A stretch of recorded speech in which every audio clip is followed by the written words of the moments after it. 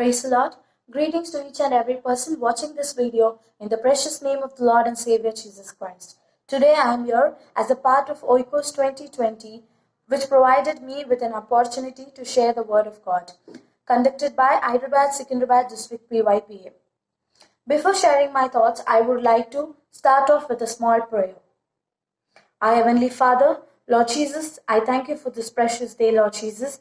Lord Jesus, I am standing here to share thy words. Lord Jesus, strengthen me and help me to speak in spirit, O Lord Jesus. Lord Jesus, make it a blessing in each and every person's life who's watching this. I ask this prayer in the precious name of the Lord and Savior Jesus Christ. Amen. Today, the topic I chose is tomorrow. The reason I chose this topic is because God has spoken to me regarding this topic.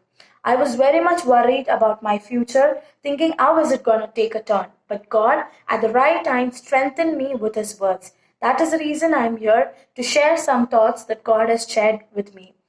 Tomorrow is something about we all worry and tend to forget today.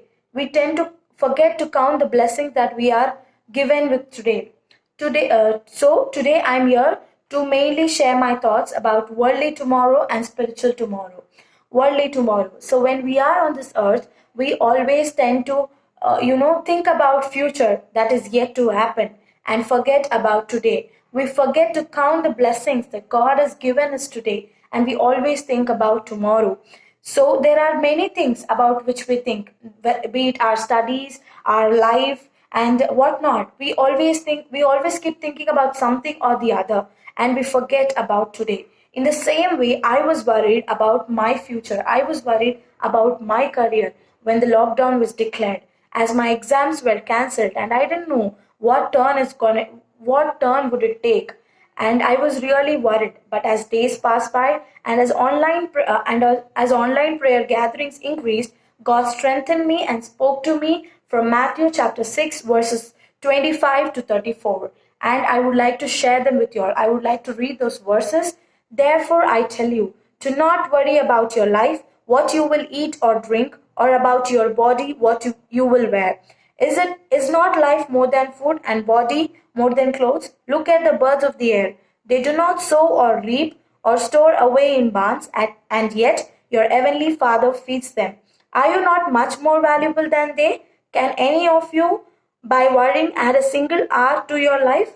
And why do you worry about clothes? See how the flowers of the fields grow. They do not labor or spin.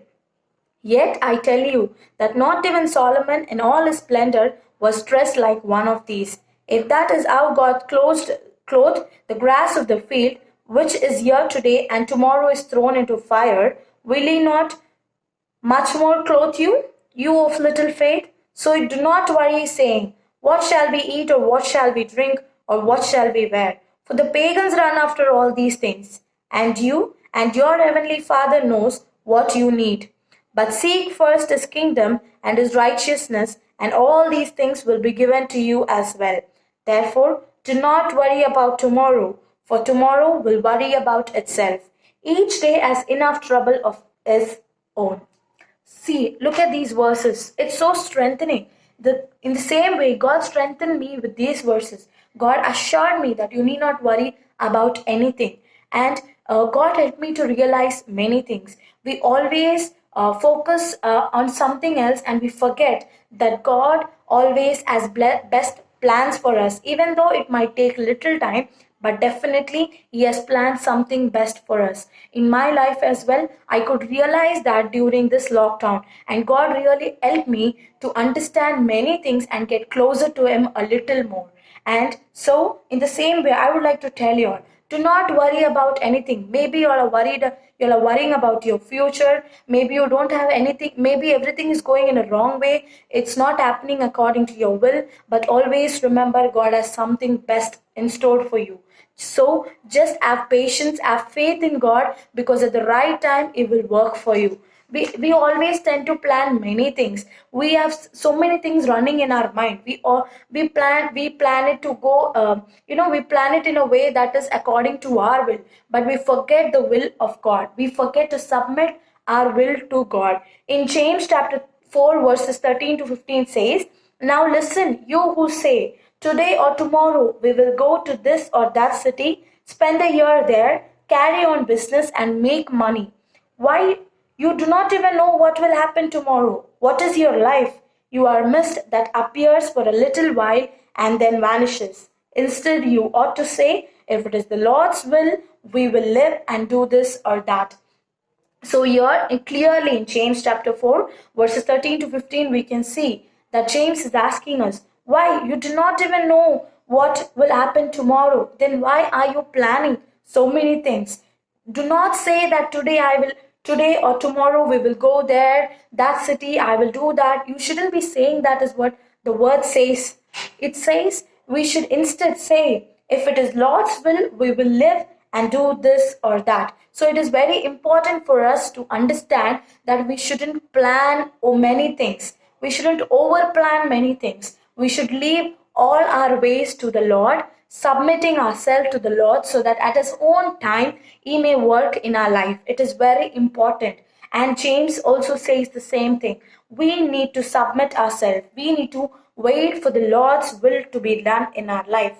And definitely, our God is not a God who leaves us. In Hebrews chapter 13, verse 5, he says, our God will never leave nor will never forsake. He says, never will I leave you, never will I forsake you. In times of difficulties, He will strengthen you like He did with me. He strengthened me with His verses. He guided me. He spiritually, He helped me with His Holy Spirit. He guided me the same way. He will guide you as well. He will never leave you. He will never forsake you. He is assuring. The world and its desires may pass away, but whoever does the will of God will live forever, is what the word says. And heaven and earth shall pass away, but my words will never pass away, says the Lord. So it means that when He said He will never leave you, when He said He will never forsake you, He will never do that. He will always guide you. The only thing that we must be doing is we must have faith in God. We must have confidence in God. We must submit ourselves. We must submit ourselves to God so that we can hear Him. We should submit ourselves to that extent that we hear the word of God and we strengthen ourselves. There's also an incident in the Bible which shows us that we shouldn't be worrying about many things. And that incident is from Luke chapter 10, verses 38 to 42. There we can see Mary and Martha opened their home to welcome Jesus. When they welcomed, Mary was at the feet of Jesus listening to Him, whereas Martha was very much worried about the preparations that needs to be done. It is written, Martha was distracted by by the preparations, whereas Mary was at the feet of Jesus listening to Him. And at the end, Martha comes to Jesus and asks, why don't you tell Mary to help me so that we can prepare? But Jesus replies to Martha there, Martha, Martha, the Lord answered, you are worried and upset about many things, but few things are needed, or indeed only one thing. So Jesus is telling there to Martha, you are worried about many things. In the same way, right now Jesus is telling you, you are worried about many things, but the only thing what you must do is what Mary did. Be at the feet of Jesus, listening to Him, because He will guide you at each and every point of time. He will strengthen you with His words. For every question of yours, there is an answer in our Bible. He will strengthen you. You open the Bible and you will find the answer for it. So here, Jesus is telling Martha, you are worried about many things, but only few things are needed, or indeed only one thing is needed right now. At this present moment, there's only one thing you need to focus and need not think about tomorrow. At the end, He says, Mary has chosen what is better, and it will not be taken away from her. So He says, Mary has chosen what is better for her. In the same way, we are the one who have to choose. We are the one who have to decide which is right for us. We have to think which one should I be focusing on, rather than wasting time on thinking unnecessary things and spoiling our mind and getting into all evil thoughts. It is very important for us. And one more thing, so we need not worry about anything. By these verses, God definitely assures us that we need not worry about anything. But there is one thing that we need to worry about, and that is our eternity. That is our spiritual tomorrow. We always tend to forget that we are just a guest in this world. We are just, just for few days here. There is something more important and above than this. That is the spiritual tomorrow. That is the eternity. We shouldn't be losing that at any cost. We should always live a holy life. We should always remember, as it is said in Philippians chapter 4, verse 20, that our citizenship is in heaven. We shouldn't be forgetting that we are here just as a guest, but our citizenship is in heaven. We should always lead a holy life that will lead us to heaven. In 1 Peter chapter 1 verses 3 to 5, it says, praise be to the God and Father of our Lord Jesus Christ. In his great mercy, he has given us new birth into a living hope through the resurrection of Jesus Christ from the dead, and into an inheritance that can never perish, spoil, or fade. This inheritance is kept in heaven for you, who through faith are shielded by God's power until the coming of the salvation that is ready to be revealed in the last time. So here it says there is an inheritance that is for us in the heaven. It is in store for you. It is in store for us in heaven. That, that which can never perish, spoil, or fade. Here what we have in this world is all perishable. It can just fade away in a moment. But there is something that is unperishable, that cannot be spoiled or that will not fade away, and that is the eternity, the promise that God has given to us. And for that, we should have faith as well. Everything, it doesn't happen just like that. You need to have trust in God. You need to have faith in God. You should trust God. So now we know that we are this we should be a part of heaven.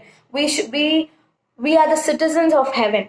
And there's one so to be the citizens of heaven, we need to be the children of God. And to be the child of God, it is very important for us to believe that Jesus Christ is the Lord and accept him as a Lord and Savior and be baptized. We, as in Romans chapter 10 verses 9 and 10 says, if you declare with your mouth Jesus is the Lord and believe in your heart that God raised him from death, you will be saved. For it is with your heart that you believe and are justified, and it is with your mouth that you profess your faith and are saved. So it is very important for us to declare with our mouth that Jesus is the Lord and to believe that Jesus raised from death. It is very important, and it is also important for us to confess our sins. We need to confess our sins and be baptized. And that is not the end.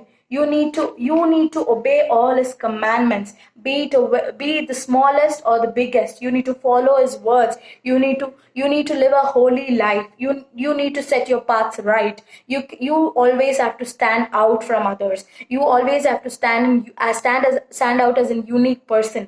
There should always be a unique identifier. You should always have an unique identity from others. That is very important for us as Christians. And we should believe, and we should lead a holy and blameless life. We should follow all the commandments that was given unto us. We should possess all the fruits of spirit that was given that is being told to us: love, joy, peace, patience, kindness, goodness, faithfulness, humility, and self-control. We need to have all these, as well as when you see in Ephesians chapter 4 and 5, there are from the beginning till the end, and continuation in the chapter 5 verse 1, there are many things that is being told to us. There is thing, you need to be completely humble and gentle, be patient, bearing with one another. You need to be unwholesome talk. Do not let any unwholesome talk come out of your mouth. You should be very careful of what you speak, and you should help others. You should try building up others and not destroy others. You should try encouraging others. And above all, there is Ephesians chapter 5 verse 1 says, follow God's example, therefore, as dearly loved children, and walk in the way of love, just as Christ loved us and gave himself up for us as a fragrant offering and sacrifice to God. So for us, the biggest example is Jesus himself. He has showed us how to live on this earth. He himself, he did not commit any sins, yet for our sake, for us to be saved, he bore all our sins and died for us on that cross. We need to remember that. We need to, always remind ourselves that we were not worthy of him. We were not worthy of his death. Yet God died for us. Jesus died only to save us. Jesus died only to save our sins. We need to remember that and never forget that. In Colossians chapter 1 verse 10 says, we need to live life worthy of the Lord and please him in every way, bearing fruit in every good work, growing in the knowledge of God. So for us, what is important is we need to please God. We are not here to please man, but we are here to please God in every way, whatever we do, from the smallest of the things to the biggest of anything. We always must give our best in pleasing God. We should only and only please God, and we should grow in the knowledge of God. We should always try to grow more and more spiritually. This lockdown has helped many of us to grow more and more in our spiritual life. It has strengthened us. It has strengthened many people across the world. It has, encouraged. It has brought many people towards God. This was a great opportunity for all of us to set back, to relax from a running life, to rely on God, sit in prayer before him. It is very important. And I would like to read a verse that is from Philippians chapter 4, verse 6 and 7. To not be anxious about anything, but in every situation, by prayer and petition, with thanksgiving, present your requests to God, and the peace of God, which transcends all understanding, will guard your hearts and your minds in Christ Jesus. So do not worry about anything. You have any problem, God is telling, do not be anxious. Instead, bring all your petitions, bring all your prayer and petition with thanks for giving. Present your request to God, and the peace of God, which transcends all understanding, will guard your hearts and minds in Christ Jesus. So you might be going through any kind of difficulty. Do not worry. You might be not knowing what to do next. Do not worry. God will strengthen you. God will guard you. God will protect you. He will guide you at all times. And remember one thing, as it says in Jeremiah 29 verse 11, for I know the plans that I have for you, declares the Lord. Plans to prosper you and not to harm you. Plans to give you hope and a future. Remember this.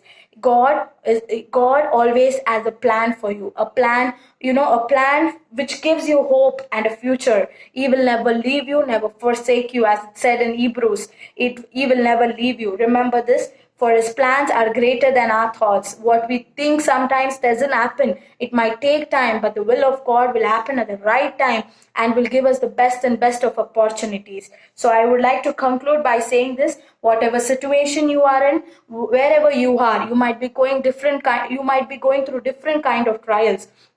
Do not give up. Have faith in God and do not worry about tomorrow, because God has always in store the best for you. Be patient enough to receive that, and also remember that you are not the citizen of this earth. You are here just as a guest, but instead we have to focus on our eternity. We are the citizens of heaven. Trust in God, live according to his word, and God will give everything. As it said in Matthew chapter 6, verse 33. Seek his kingdom, and everything shall be given unto you. But seek first his kingdom and his righteousness, and all these things will be given to you. Therefore, do not worry about tomorrow, for tomorrow will worry about itself. Each day has enough trouble of its own. I would like to close this with a small prayer. Our Heavenly Father, Lord Jesus, thank you for this opportunity to share thy words, O Lord Jesus. Lord Jesus, bless each and every person who watched this video, Lord Jesus. Lord Jesus, any kind of trouble they are going through, Lord Jesus, guide them, Lord Jesus. Any kind of pain they are in, Lord Jesus, any kind of thing they are worried about, Lord Jesus, guide them, Lord Jesus. Strengthen them with your words, Lord Jesus. Talk to them, Lord Jesus. Lord Jesus, make them a great blessing to the place wherever they are, Lord Jesus. Lord Jesus, bless them in each and every way, Lord Jesus. Help each one of us to, Lord Jesus, grow more and more in you, Lord Jesus. I ask this prayer in the precious name of the Lord and Savior Jesus Christ. Amen. Thank you.